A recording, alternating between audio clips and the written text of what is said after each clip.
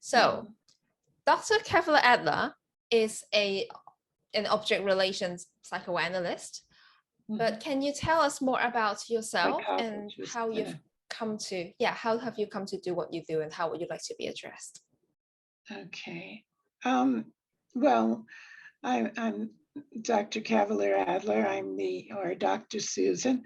I'm the founder and executive director of the Object Relations Institute for Psychotherapy and Psychoanalysis. And we have online operations. So we have people all over the States and the world, really, in courses and in our training programs where we train psychotherapists and psychoanalysts. Founded the Institute in 1991, along with Dr. Robert Weinstein, who later retired. So I'm the founder and the executive director, continue on as the executive director and the president of the board for our institute. I'm also a fellow of the American Board and Academy of Psychoanalysis and other things. I'm on the board of editors for the editorial board for the Journal of Controversial Discussions. So I've wear various hats, but my main work is in my private practice where I work with individuals and I work also with monthly groups. I have a long 4-hour monthly Saturday group that I've had for almost 30 years. I didn't know that. Oh my God, I have got more things to talk to you about now, because one of the things I love the most about psychoanalysis is its work on group dynamics, work dynamics, but we can talk more. Yeah. Well, I have 3 groups now, an experiential supervision group and where we do role plays. And I play the role of the therapist and the person presenting plays the role of their patient. They really get inside their patient. And it's a very effective way for people to see how I respond in the moment as the therapist spontaneously. And people learn a lot that way. We have discussions from there. I also have a writing group for people working on all kinds of writing because I'm a writer too. And not only I publish professional books and articles all the time, but I also have done creative writing. So I have all kinds of writers in my writing group. And but my main work is with individuals in depth over, in-depth psychotherapy and psychoanalysis. And I do training analysis as a training analyst and a senior supervisor. And I'm very active in teaching. Yes, and I have a 7th book coming out now after my other 6. Amazing. And, this one is called, it's the first volume of 3 volumes of my selected papers coming out with International Psychoanalytic Books. And the first volume is called Developmental Mourning, Erotic Transference, and Object Relations Psychoanalysis. But I also have a number of group papers in there too. Wow. And my next volume is on all my papers on the demon lover complex, and then I have a 3rd volume on other theories, including on time, the internal time as an internal object, persecutory or holding, and other different theories that I've pursued. And then I have my 6 already published books, and 2 of them are on well-known women artists and writers. The Compulsion to Create Women Writers and Their Demon Lovers, and The Creative Mystique from Red Shoes Frenzy to Love and Creativity. And then I have books and those were published by Routledge in 1993 and 1996, and then were republished by our ORI Academic Press. So I think it's important that we don't overwhelm our audience at this point, because I do subscribe to a lot of psychoanalytic podcasts, and that's how I found you. However, my audience are probably not analysts or training analysts. They are more laymen. However, they are also very interested in things like attachment and object relations. I am amazed by the wealth of knowledge you have and all the experiences. But perhaps it would make more sense to our audience what those things are after we explain the concepts of, what's death instinct, what's object relations even. And so they would be very interested in knowing more from your work. Can we start with you telling us what's object relations? Such a basic question, and how is that different to the Freudian classic psychoanalyst? Well, object relations theory has to do with how we carry an internal world with us from the time of our birth, and maybe before in the womb as well, where we our first, in terms of attachment, our first primal attachment is profoundly impactful in our internal world. And then we have other attachments along the way. But when there are problems in the primal attachment with the mother, then there are other levels of problems, and there can be developmental arrests and character disorders that come from early problems with the early primal figure. But we all have internal worlds. Freudian theory talked about impulses and ego, superego, but this, in object relations, we talk about the self and other relations. It relates to relationship always from the beginning of life, but in our internal world, so that when people are in psychotherapy with an object relations therapist, psychoanalyst, they would a lot would be talked about in terms of how things they experience in the external world and things they get caught up in and repeat as conflicts or traumas are all in their internal, reflect things in their internal worlds that they need to connect with and become conscious of, so that they don't keep the same self-sabotaging. Can you give us a classic example that you see again and again in your consulting room? Mm-hmm. Well, okay, so the one thing I talk about, I have a book on anatomy of regret, in which I talk about how when people become conscious of regrets, they don't have to keep repeating the same things that cause the regrets and sabotaging themselves. Well, I can give you an example of someone who came to me to work on writing blocks and creative blocks. And in her analysis of these years, she's developed the capacity to free herself from blocks to the point where she's now writes and publishes. She had wanted to write and publish short stories, which she's done. She's won prizes.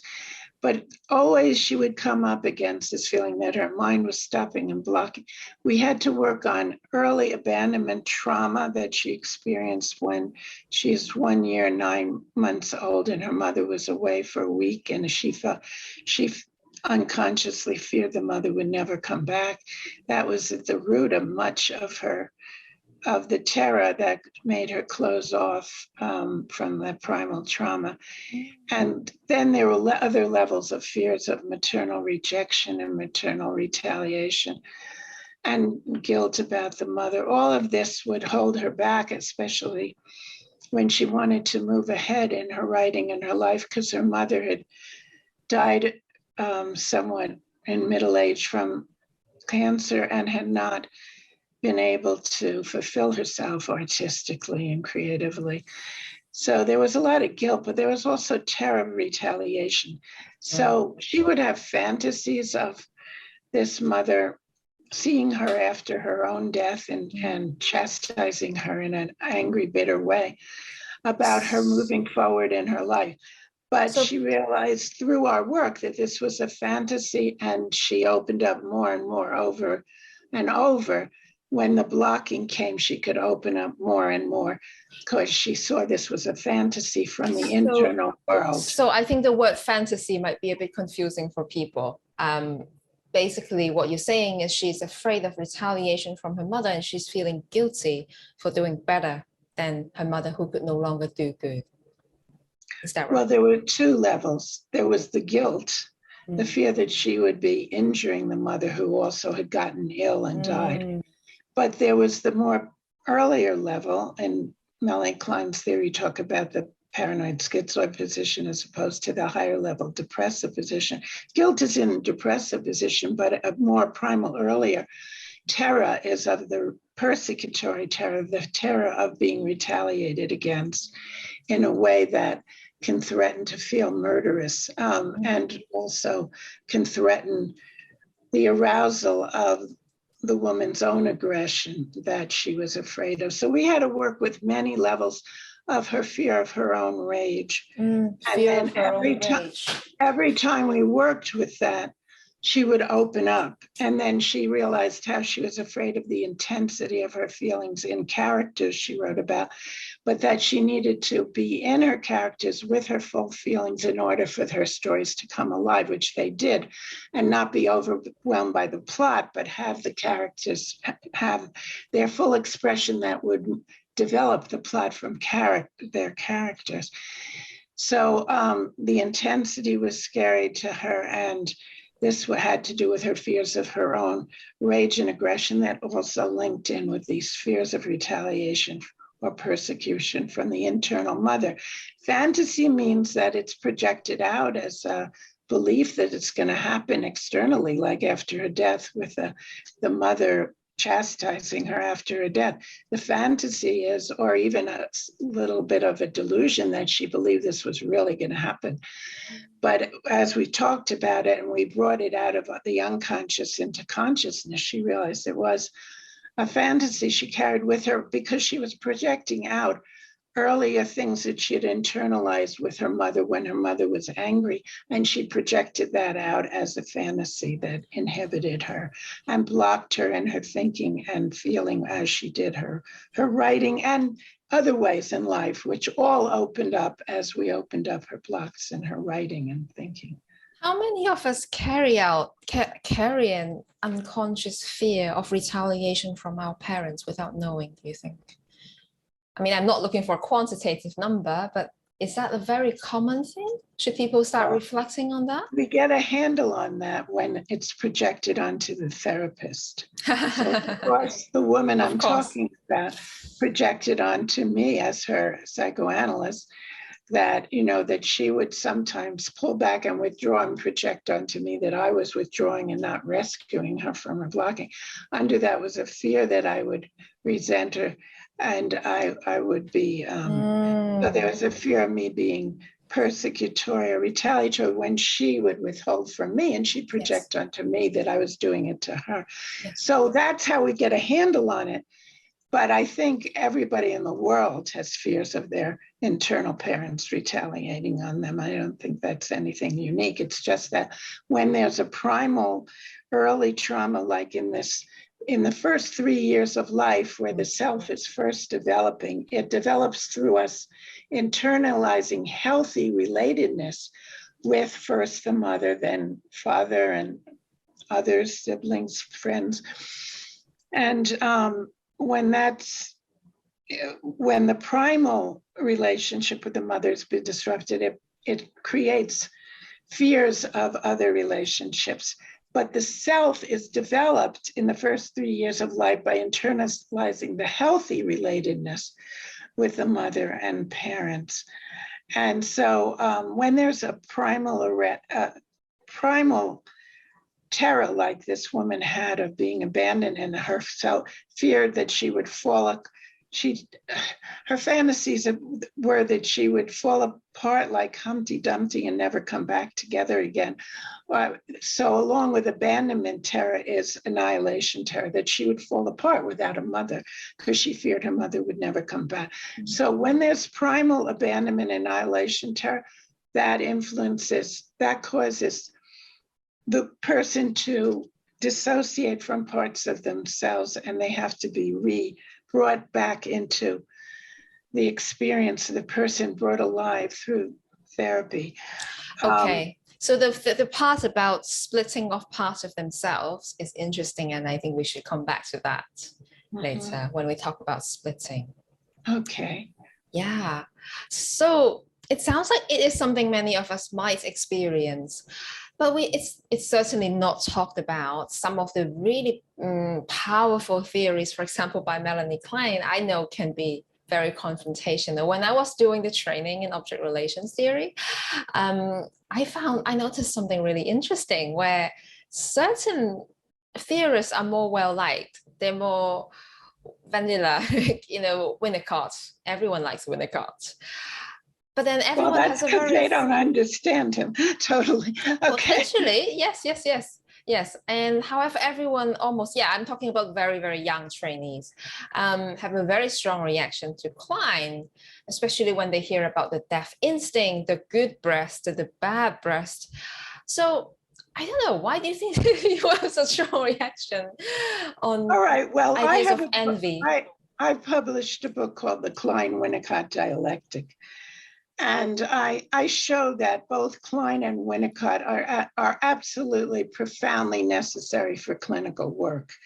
So Klein gets to things that Winnicott doesn't, and vice versa. Winnicott develops things that Klein has not. Winnicott's loved because he talks about the good enough mother, the internalization of that, healthy development through that. And he talks about trauma interfering with that, which I also, as I said, think about all the time. If there's primal trauma, you're going to have a much more reactions all along the way with different kinds of defenses than you would at higher level defenses if you have just later losses and not that primal trauma. So I believe, like Winnicott does, that we internalize good enough experience. But of course, as Ronald Fairbairn talked about, we internalize the bad object experience of the parents too. And sometimes people don't have enough good experience to have a good enough internal mother. But people like Winnicott because he talks about the healthy development of having a good enough mother. And he talks about, he believed in primal rage, just like Winnicott, just like Melanie Klein did from the beginning of life, but people don't often realize how he understands there also from birth, early primal aggression. He talks about aggression more as a healthy vitality, as opposed to always talking about it in terms of its destructiveness, and that's why people like him. Melanie Klein really gets to the nitty-gritty of the things that hold us back profoundly, which is our destructive aggression.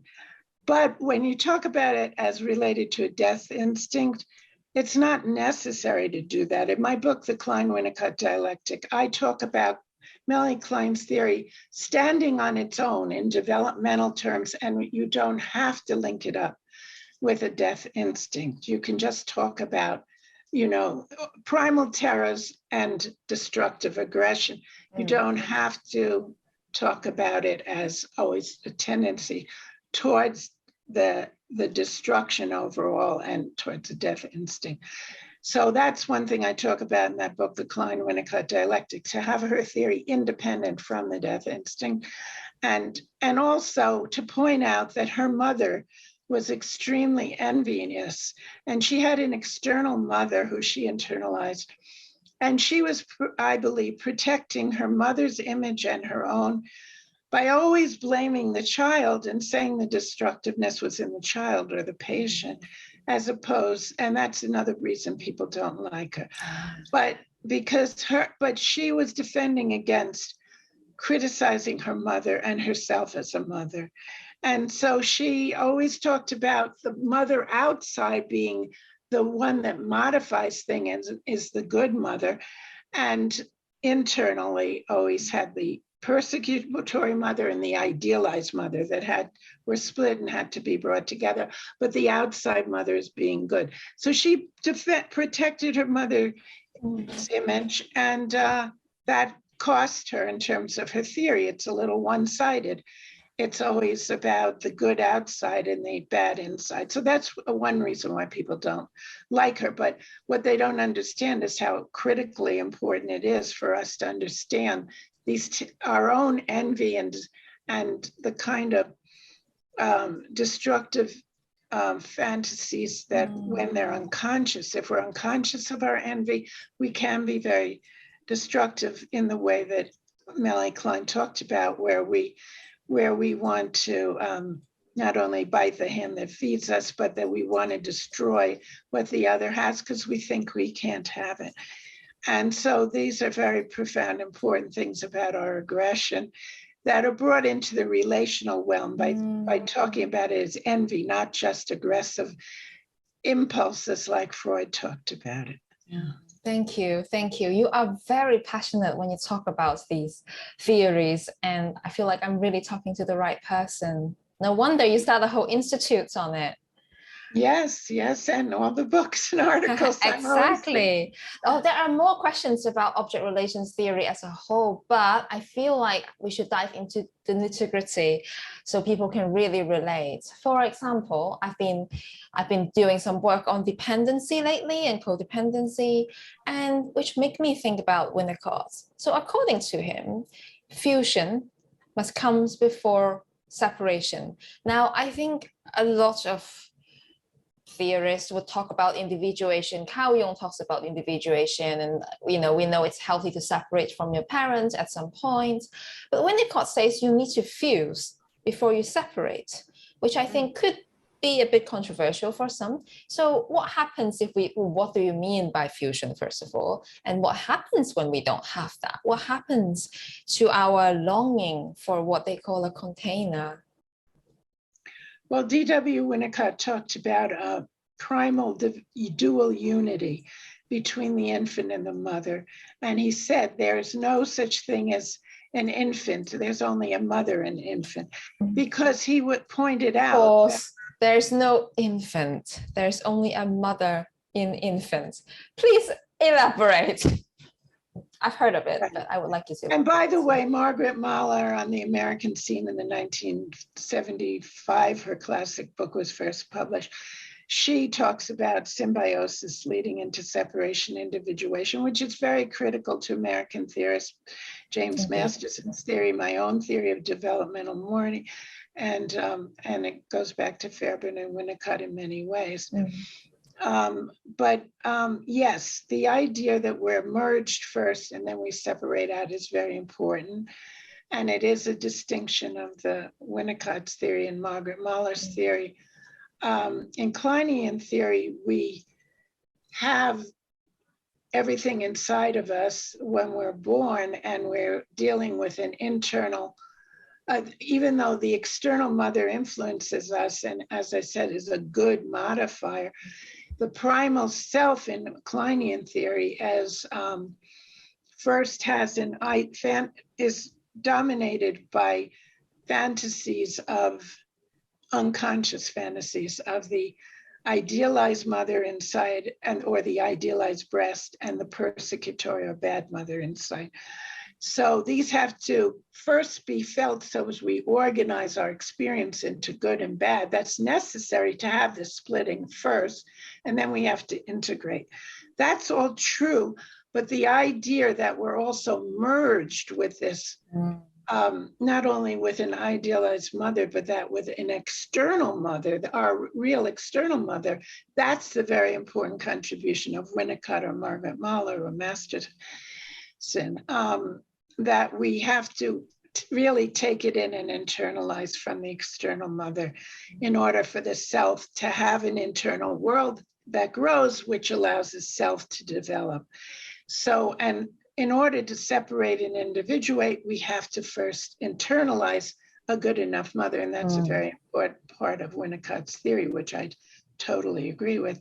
And there are a lot of people that don't have that good enough mother, and they have to obtain it through a therapeutic process with a therapist where they experience all of what the traumas that have created so much of a bad mother dominating inside.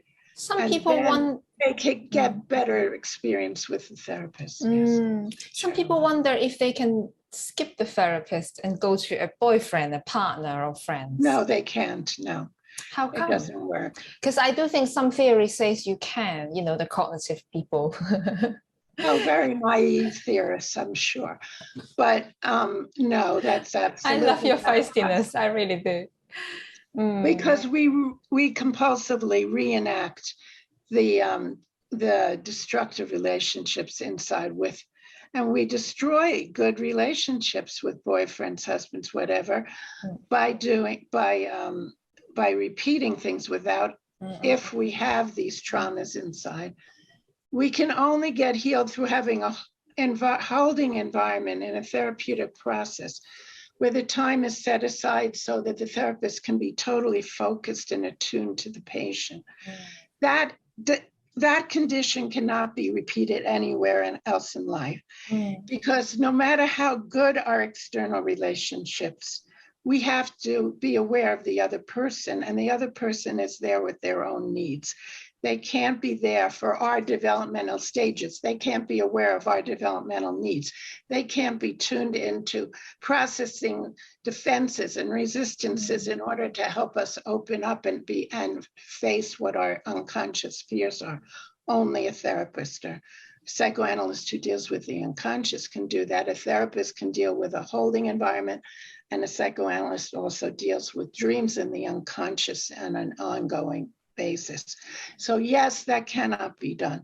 What happens is it may look like it's happening for a while, but then the same internal problems that are there will get repeated with the other person.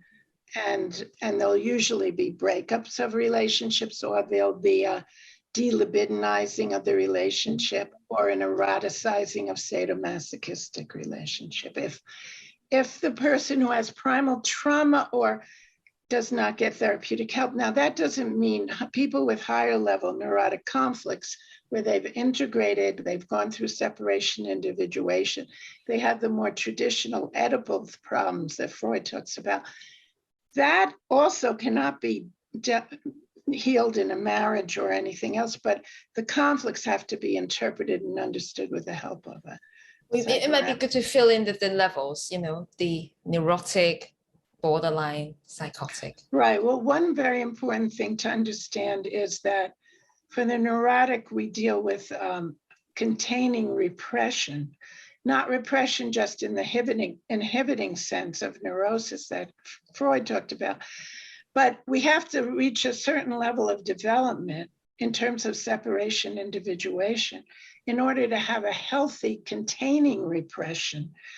Otherwise, we have dissociation and are triggered through trauma to cut off whole parts of ourselves, which we push into others, or we turn against ourselves in masochistic ways. Which is projective identification and projection, which we also need to talk about.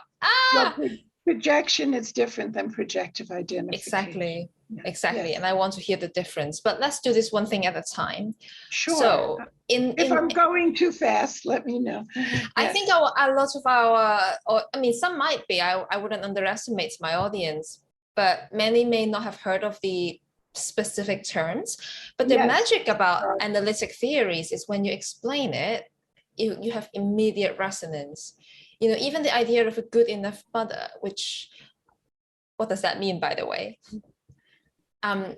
It's very liberating for many mothers to know that they only need to be good enough and attune 20 to 30% of the time. Not ideal. That's right.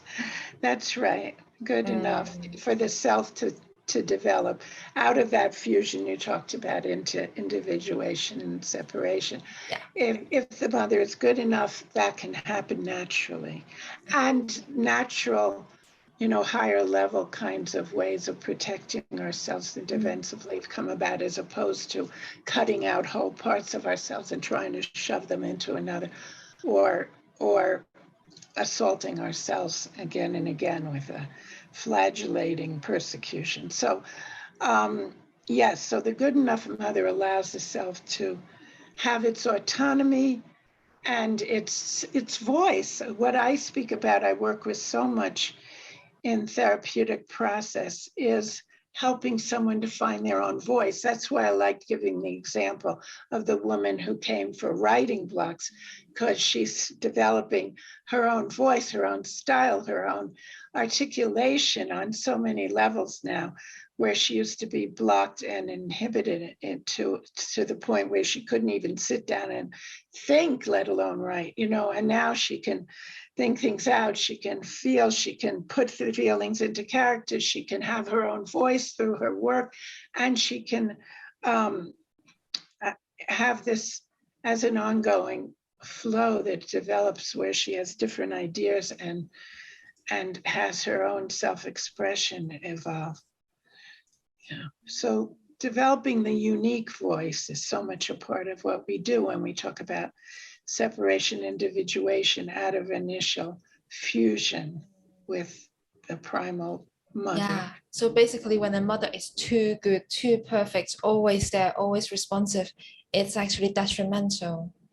Oh, well, yes, that's another idea of the mother that's too overwhelming. It becomes too intrusive. Mm-hmm. Yes, the mother can't be too hung up on her image of herself as a mother, so that she's trying to be so perfect that she doesn't allow the child to fall and make mistakes and have its own process separate from her.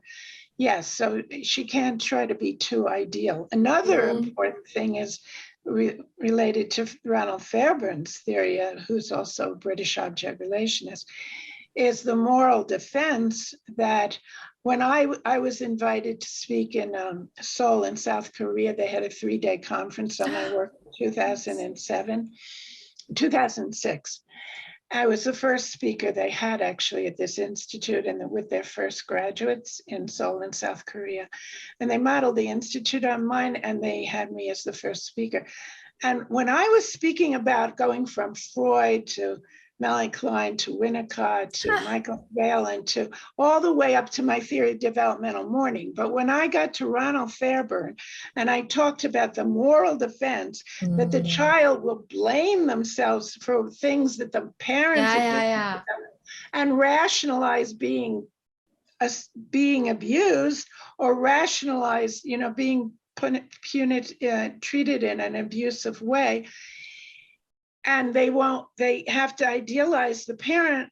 Everyone in the audience there was like enormous feeling. The women all started screaming they wanted a therapist, and the men asked a million questions. They were so stirred up by the idea of the moral defense from Fairbairn that the child will blame themselves when the parents are out of line or actually abusive and sadistic. And they will rationalize it. Well, I was bad. I did the wrong thing, Exactly. Rationalize abuse. And because they have to keep the ideal of the parent. That's what we're talking about. Parents not needing to be idealized forever. They get that naturally. They're idealized early on, but that's part of development. But then the child has to be disappointed and see the parent for who they really are, so they can accept mistakes and failings in themselves and not see the parent as ideal. But if the parent is hung up on being seen as ideal and can never be criticized, the child has to turn against themselves. Exactly. And you get this whole moral masochism of blaming the self and demonizing the self. So people get very moved by that when they see that. And it happened so much in Seoul and South Korea. The director of the institute said to me, well, we're a schizoid culture. We're all taught this. We're all taught to do this, to idealize our parents this way. That's why everyone's so moved by what you're talking about. Yeah. Oh my God. Dr. Susan, thank you for your passion. This is one theory that, some of our audience might know it because I talked about it in previous episodes, where why do people who have been abused feel shame? Supposedly you're a victim. Why do you feel shame? And it's exactly because of that dynamic, because the only way when you were a child, the only way you can keep yourself sane is to say, I am bad and the person that I depend on is good. And that internalized shame follow them for life. And it's exactly what you're saying. Right. And it is very powerful. As therapists, we work so much with shame and self-demonization, and as well as when when people are more paranoid and put it on their partner or someone else. And, so. And that's why it's too messy to try to heal through your workplace as a container or your partner, because inevitably you would project so much shit onto them, and they're human too, and they have a reaction. And they're entitled to their reaction because they're not your therapist. That's right. They're entitled to be human and to have their own feelings. Only a therapist contains this and uses what they feel with the person when they project stuff on in order to help the person understand their internal world and what they're acting out with them. Only good therapists. No. Have you had bad trainees who fail to contain it and act out? I mean, not bad trainees, sorry. But therapists at all levels can do that, doesn't it? Correct. I guess that's something that people don't really think about as well. Well, when people have early trauma, we as therapists get pulled into things. We were going to talk about projective identification. You can't stay purely separate. With neurotics, you can do it more because they're already more separated and individuated. So you feel more separated and individuated. Let's do that. Let's do projection. When people have the borderline traumas, you get pulled into it, and then you have to experience it and gradually contain it more and more, rather than retaliate or abandon the patient emotionally in any way. So you have to work with that all the time. And we both know how difficult it is. I will now speak about the difference between projective identification and projection. Please. Okay. So first I'll talk about projection, because that is much easier to understand. Yeah. During projection, of course, we all do it. Projection is part of life, but it also is a defense. So it's a neurotic defense when somebody is thinking in their mind, oh, that person's an idiot, when they're feeling inadequate or stupid, and they put it on the other person in their mind only, and they think that person's an idiot.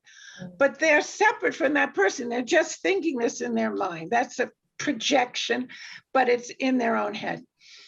But projective identification is when the other person is with you in some way, and you actively force into them the feelings, bad feelings usually. It can be also, there are projective identification with other kinds of feelings, positive, idealized feelings, but usually it means you're putting your bad, shitty stuff into the other person and they feel it. It's not like it's just in your head, in your own world. You're putting it in the other person, and you induce in them certain reactions, either to reject you or get angry at you or to retaliate or to freeze up or whatever. You induce in them very strong reactions because you're trying to get rid of the stuff that feels bad inside of you and bad images of yourself and put it onto the other and become their victim and make them feel like they're the persecutor. And you may be repeating a persecutory dynamic with your parent that's in your internal world and making the other person feel now like they're like that parent persecuting you because you're feeling like the child victim, the patient, and putting it into the therapist, let's say. And they induce that, and the therapist has to tolerate feeling it and then try to understand what's happening, that they're repeating their trauma. But the person can also put into them their child part, because we have splits with the parent and child self, and put the child feeling and be making the therapist feel like the child being persecuted.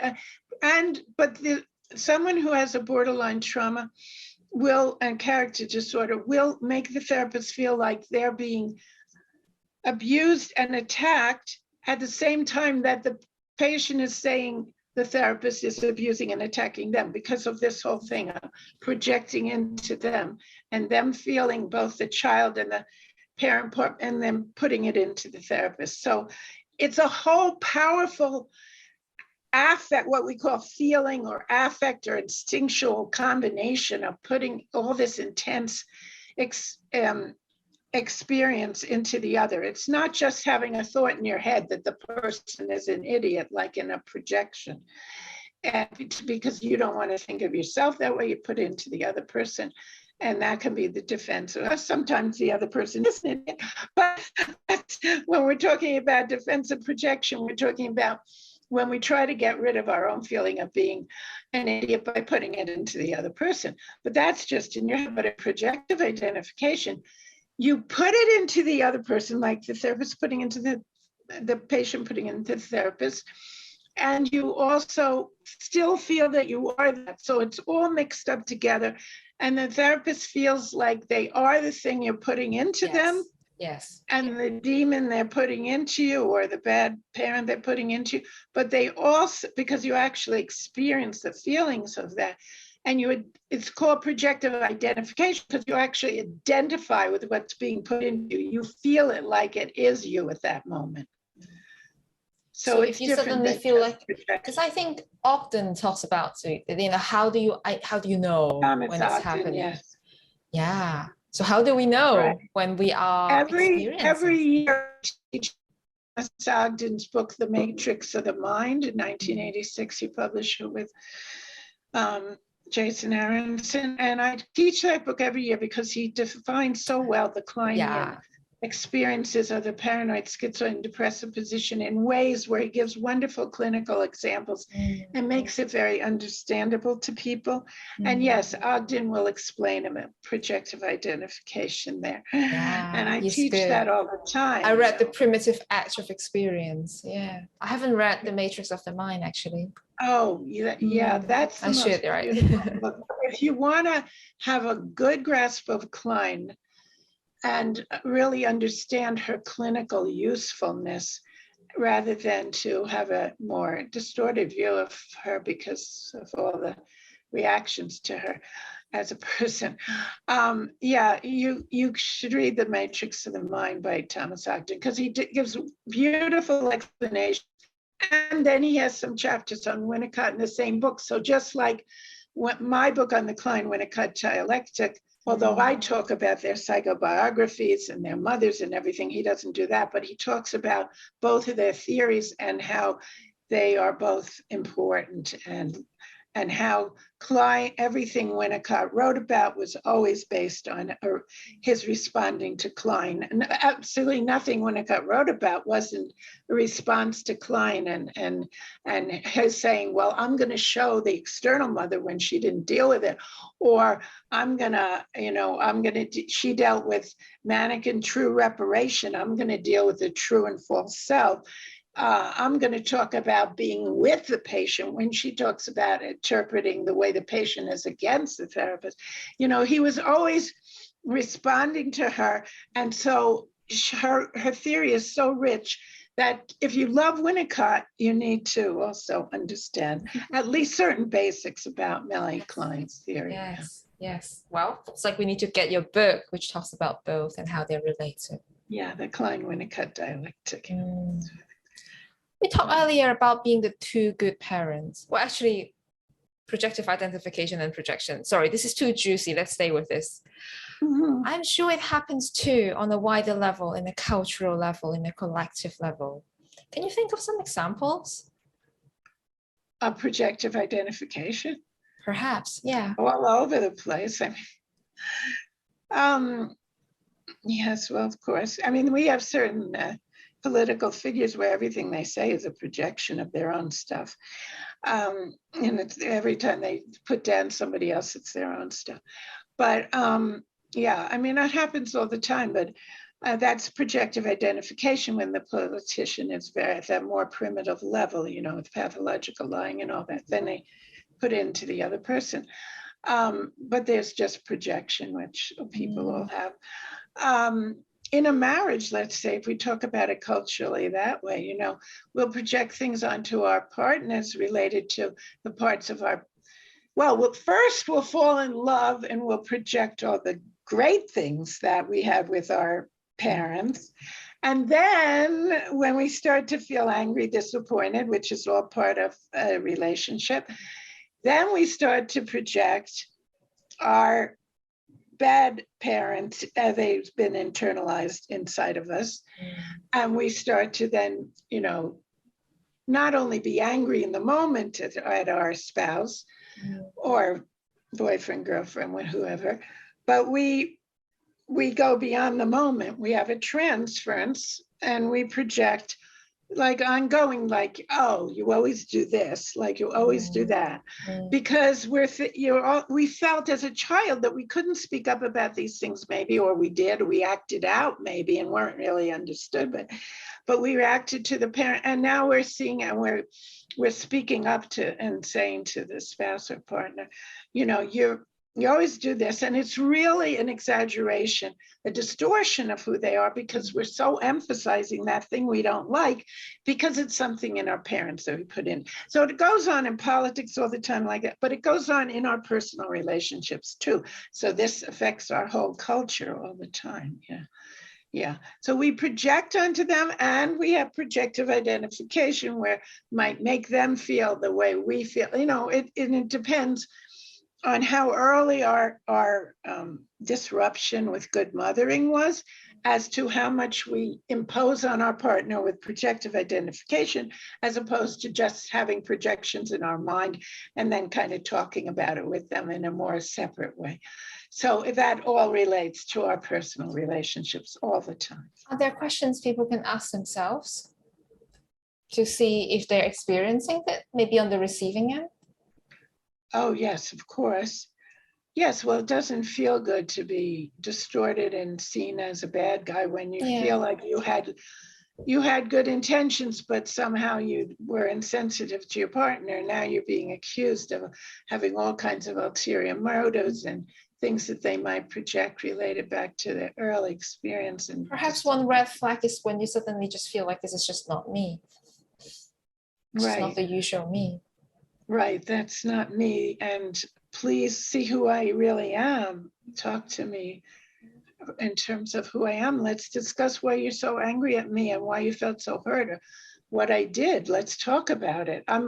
But then, yes, looking oneself, one has to also be willing to own one's own aggression and hostility towards one's partner, for example, and to take a look at it when it's pointed out to us, and not to just throw it back and re-project onto them something they projected onto us, or not listen to what they say that we're doing to them. Yeah, it's a matter of looking at ourselves and trying to modify things that we might do repetitively that are hurtful to our partner,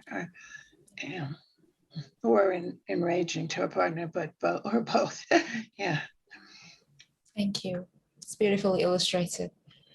You have a very interesting take on eating disorders. I thought about it like that. And, my own therapist has brought my attention to the idea of an emotional anorexic.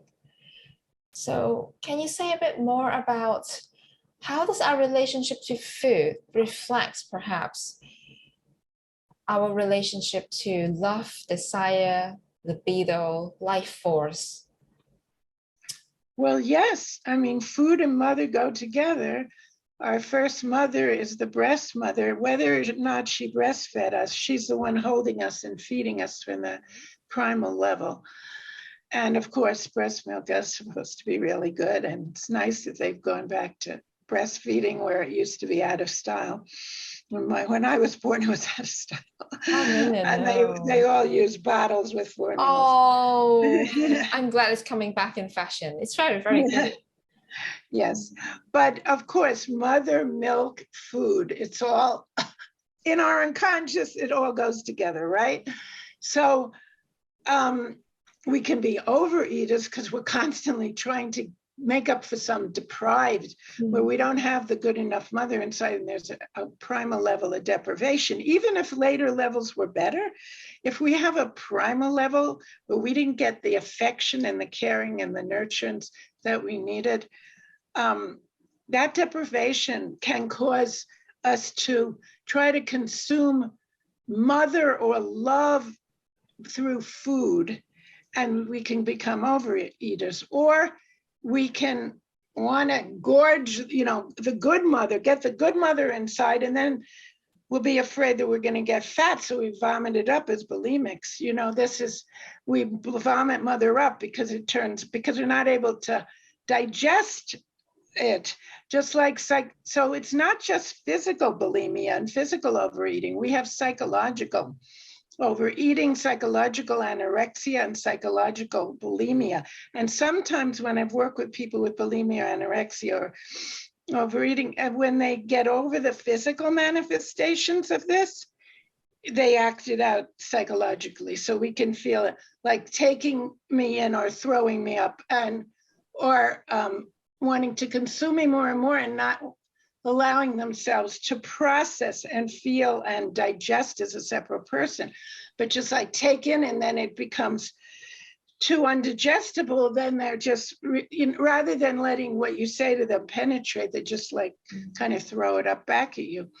So you have this psychobulimia. Anorexia, of course, is where this person really deprives themselves because they want to be in control so much, because they felt so out of control as children that they can literally almost sometimes kill themselves by trying to control things so much they don't eat, and they over-exercise and all that. That's the physical one. And then they can do that emotionally too, by not taking in enough from the other. There's a very poignant phrase you said in your book, biting the hand that feeds you. Yes. So why would we spoil the nutritious, supportive things? I think a lot of people do that. They have the compulsion to reject love and good things in life. Yes. Well, Melanie Klein would immediately say it's our envy that makes us, if we're envious, and this happens with a therapist or an analyst, the people have all their defenses and resistances, and whether you use those words or not, you help the person to see how they're sabotaging themselves by protecting themselves the way they did as a kid, but that protection is now working against them. It's defensive. It's not letting the therapist or analyst in, not letting the emotional nurturance of the therapist in, but also the interpretive meaning of things that the therapist has to say to the patient or client. So there's always a repetition of what's in the internal world with the therapist, and it'll happen with your spouse and other people, but only in the treatment room, or now we do work online too. In the treatment session, even if it's on the phone or online, the therapist is there for you to be there with your process. And there's an environment set for a certain amount of time. You get this attention you need that can help to make up and compensate for things. But also the therapist gets all the stuff unloaded on them that comes from either trauma or just from psychic conflict and anger and frustration. And so we get whatever's in the internal world gets played out with the therapist. I'm not sure if I'm answering your last question or not. It's fine. You're teaching us a lot of things, which is what's the most important. We talked a bit about eating disorder. How do you understand borderline personality disorder? Right. Well, it's basically when you're in a damned if you do and damned if you don't psychic situation. Interesting take. Yes, and it's very understandable when you say to a person you're working with as a therapist, you're feeling damned if you do, damned if you don't, because they'll make the therapist feel that way too, that nothing they could do is good. But the borderline dilemma is this, that if they move forward developmentally, the borderline mother that they've had will cut them off from emotional connection and contact. And as object relationists, we know that the only way for the self to grow and develop and become autonomous is to be able to have a mother internalized that can accept the development of the person towards their own autonomy. And if the mother is rejecting them as they move towards autonomy, then they're in the dilemma where they will regress into a regressive symbiosis with the mother, refuse with the mother emotionally, but they're developmentally ready to move on. So they're damned if they do and they're damned if they don't. If they appease the mother because the mother wants them to be their mother and she wants to be nurtured by them staying with her rather than growing beyond her, then they're stuck. They'll regress to appease the mother, to empathize with the mother and become so attuned to the mother, but then they're giving up their own autonomy and their own development as a separate person. And then of course, they ruin all their relationships then. So are you in a way saying that it often comes from mother who are engulfing and stopping their children's development? I want to say the two sides. I want to say the two sides of the damned if you do, damned if you don't. One side is that they'll regress and give up their development. The other side is they'll go towards their autonomy and development, but then they'll have such an abandonment trauma and such an abandonment depression, as James Masterson terms it. So the damned if you don't thing is that you can't live without a mother. So you regress back to mother, but then you can't live without your own autonomy. So you're damned either way. And if you go towards your autonomy, you lose the mother. The mother will actually withdraw and emotionally withdraw. So you can, and the only way for you to develop yourself in autonomy is to have a mother and others still connected and related to you so you can internalize the emotional connection, the psychological connection, and you can develop a self through that. If you go towards autonomy without the mother being connected still, like in the second year of life, this happens when separation, individuation for the first time takes place. If the mother at that stage, because of her own borderline dynamics or her own character disorder dynamics of narcissist or schizoid, but we can talk about the borderline because it's the most frequent character disorder. The person is damned if they do or damned if they don't, because if they go forward towards autonomy, they've lost their mother. And that's like the patient I'm talking about where she was terrified she would fall apart like Humpty Dumpty and never be put back together again because she feared her mother would never come back. Now, in that case, it wasn't because the mother was being abusive. It was because the mother was away and she was too young to understand the mother was coming back in a week. So she had an abandonment trauma, and that was at the core of everything later that we worked through about fears of maternal rejection or criticism or, bullies in school, all of that. It would go back to that level of that. It's like life and death at that level. I either have a self without mother, or I have mother without a self. Damned if I do or damned if I don't. I can't survive that way. So I have to adjust to being molded around the mother, and then I don't have enough of a self. I have to go into therapy to develop a self. And if I choose to be the more schizoid direction or the more is to go for the autonomy and close off emotionally, live in my head, and without others and emotionally connected, because I didn't have the mother emotionally connected, I go towards my autonomy, but it's all intellectual, and I'm controlling everything intellectually with my head, and I don't have the freedom to be in my body and myself, and my emotional growth is stunted. So either way, a false self-autonomy or a regressive symbiosis with mother will not allow me to have a healthy self-development, and I'll be damned if I do or damned if I don't, unless I have the process.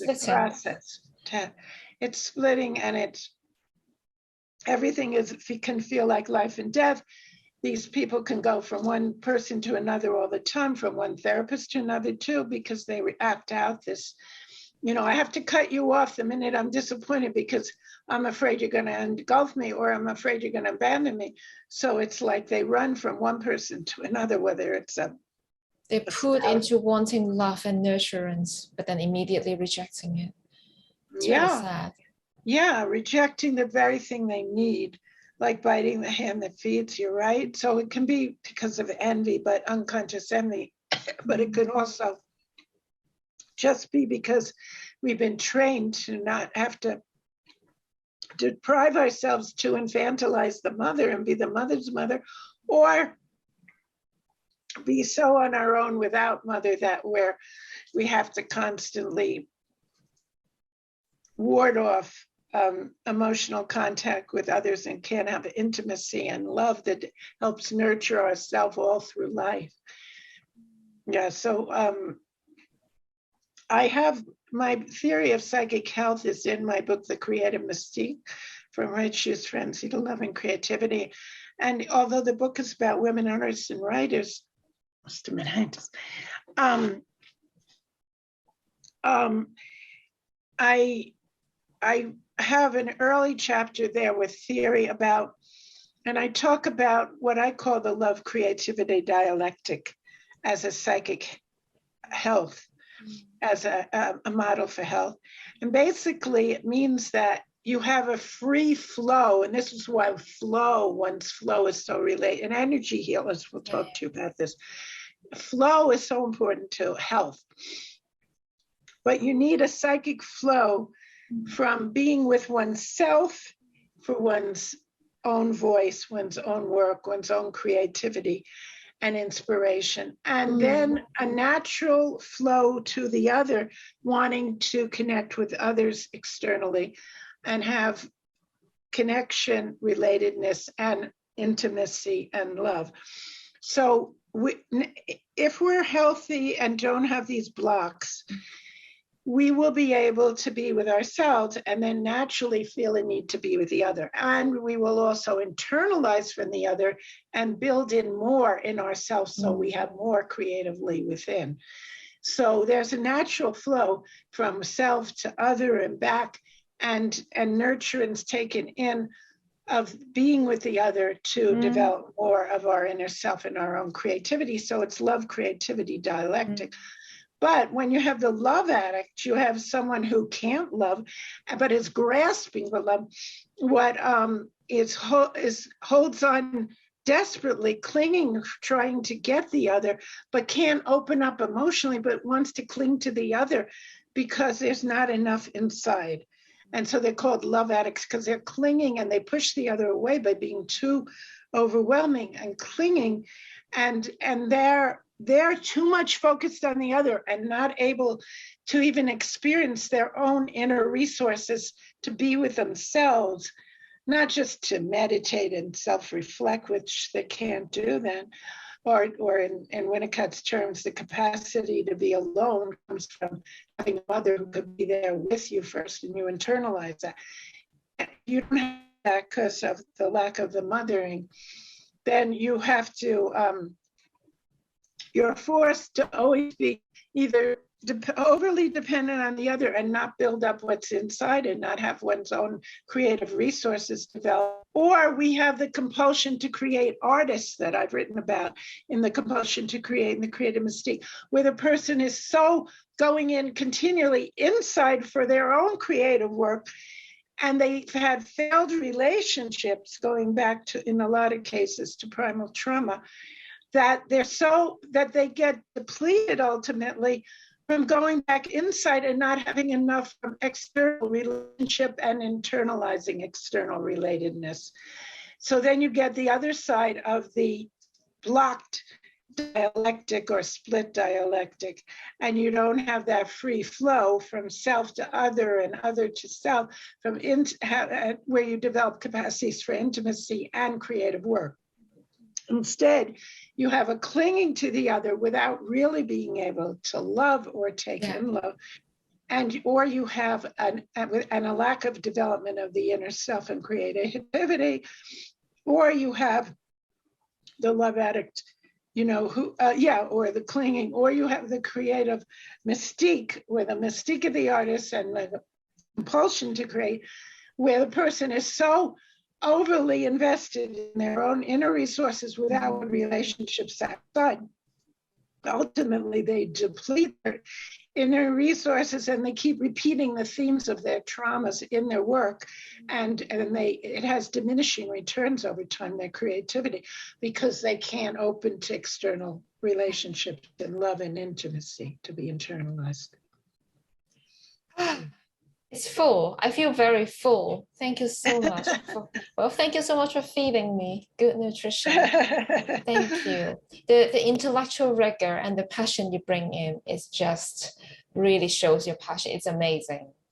I'm going to ask you a couple of last questions that, I could talk to you forever. I want to talk to you about the fear of success. I want to talk to you about existential guilt, but we just may not have enough time. Right. I think I want to talk about object relations therapists. Do you think people who are sitting on the fence, I mean, they might have a hard time finding one, first of all. Whoever they find may be doing some more well-known form of therapy like CBT. What do clients miss when their therapists are not informed by the theories that you talk about, like object relations? Mm-hmm. And do you think everyone can benefit from seeking out an object relations therapist, or do you think it's better and more specific to certain population? I think everyone can benefit from an object relations therapist because it's about the basics of human development. You've gone very quiet for some reason. Oh, no. I said, I think that everyone can benefit from an object relations therapist because the object relations therapist deals with these basic things about development. Yeah. Yes, yeah. Very basic things about human nature and development. I want to answer this question, but I also would like you to leave a little time for me to talk about my monthly therapy and morning group, and where I use psychic visualization. And it's a 4-hour group, and it's with a meditative visualization in the beginning. And then people visualizations. It's a wonderful group, and I do have people out of, because it's online. I have one person in England. I have people in different places as well as in New York, and it's people get the richness of sharing their overall developmental process and mourning losses and mourning primary objects, so they can move on and share it with each other as well as with me as the therapist. Yeah. And we do that by having a 4-hour period, which we can only do by having it once a month on a Saturday. And I've had the group for almost 29 years now. And we don't meet in July and August, but every other month we're there online now. And yeah, we do it online now. And people get this rich, I do a guided visualization, and I go into how they close their eyes and breathe. And breathing is so important. And I open them to seeing who comes up in their mind that they need to talk to at the moment. And they, within themselves, I guide them through, they say whatever they need to say to this person. And then I ask them to go from their gut, which is where we get to the instinctual expressions. I made up this visualization anyway, and I get to both the instincts and the affects, the feelings. So we get to the gut and the stomach and have them say things that come spontaneously from the stomach to this person that they're thinking of in their mind. And then we go into the heart area, and I ask them to see if they have a connection to the person in the heart, to speak to the person through their heart, which has the affects of love and loss and grief and longing, whereas the stomach has fear and aggression and hostility and hate and just all our raw hunger and aggression. So they go through both with the person who comes up in their mind. And then we do it a second time where I do this in a guiding way with them, and I say the things out loud they go through. And then we do it with a second person coming up in their mind. Sometimes it's the parents, mother, father, and sometimes it's other people. And sometimes it's even parts of the self they're speaking to.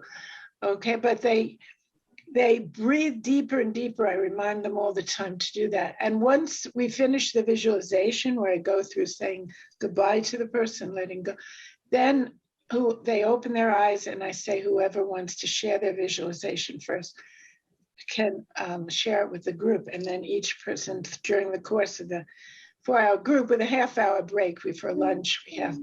So each person gets to share their visualization, and people get to bond deeply this way and to go through what I call developmental mourning, where they really open up to all their inner world and mourn losses and move on together and share things. Okay, so I'm sorry for going off from you. No. I felt thank you. No, thank you. It's useful, and I'm sold. I'm gonna look into it. Thank you for creating a wonderful container for us today and allow us to be intellectually stimulated and think about various things and go much, much deeper into the psyche. Object relations theory is it's a school of thinking that I very, very much love. Yes. I don't know how I can do the work, especially with all the projections and projective identifications, without having these knowledge. Yes, well, thank you for inviting me. I've enjoyed being able to articulate things that are so dear and near to me in my thinking. It's clear that it's dear and near to you. My heart and my brain, stomach, all of it, as part of my thinking.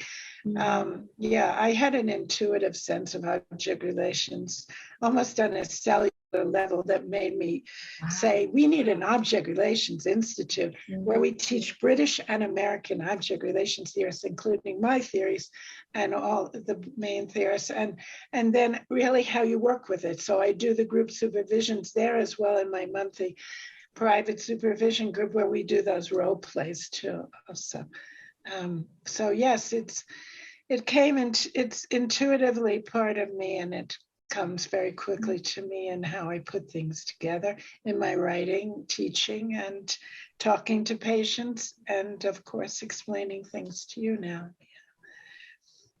Thank you. All right, well, thank you so much. I would leave you to have a wonderful evening, which is late your end, and I really appreciate you taking the time to speak with me. I will let you know once this is out, and yeah, I hope that our paths will cross again. I will look into your groups and workshops, and so don't be too surprised if you see my little face popping up on your screen. I'd love to have you join my monthly Saturday group. Then we'd have an ongoing connection. That would be great. Yeah, I'll have a look. So anyway, I'm delighted to have done this, and maybe we'd do it again. Absolutely, but, I would love to do it again. Yes. We could always go further into things. Oh my God, there's a well of depth in there. Yes. Right, but I certainly would love to see you again. And your questions were very meaningful, and I think are reaching out to the general public, which of course I want to reach people who don't know how they might help themselves with this. I mean, there is a lot that people can do with their own understanding.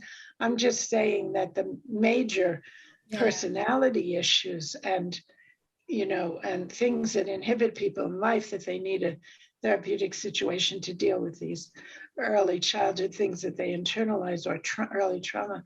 But that doesn't mean that they can't learn and help themselves understand their relationships and then understanding the things we were talking. And envy is something people are very afraid of. I could have spoken a lot about envy and jealousy. People aren't aware how frightened they are of envy, that's either from others or that they might project and have unconsciously project onto us. I'm not going to edit these out. So we're going to have it on record that we might talk more about envy and everything. Oh, okay, fine. No, I will have a look, but I really appreciate your time. Thank you so much. Let's talk more. Yes, okay. Bye, Dr. Susan. Thank you so much. Yes, thank you. Thank you.